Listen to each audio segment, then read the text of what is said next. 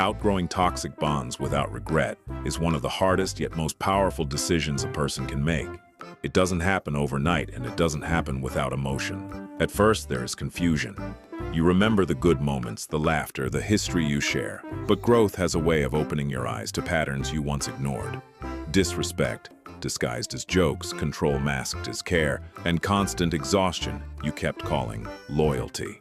Outgrowing someone doesn't mean you think you're better than them. It simply means your soul no longer fits in the same space. You begin to value peace more than proving a point, silence more than arguments, and self-respect more than familiarity. You realize that love should not cost you your mental health, your confidence, or your identity. There is no regret when you understand this truth.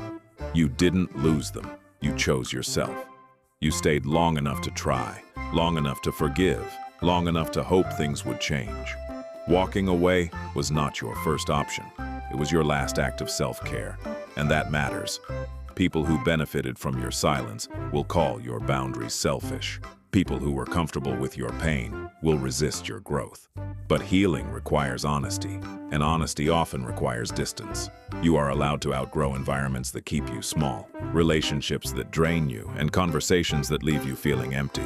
With time, the guilt fades. Clarity replaces doubt. You begin to feel lighter, calmer, more aligned with who you are becoming. You stop missing the chaos and start appreciating the peace.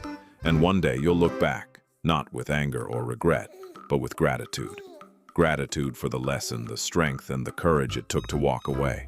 Outgrowing toxic bonds isn't abandonment, it's evolution.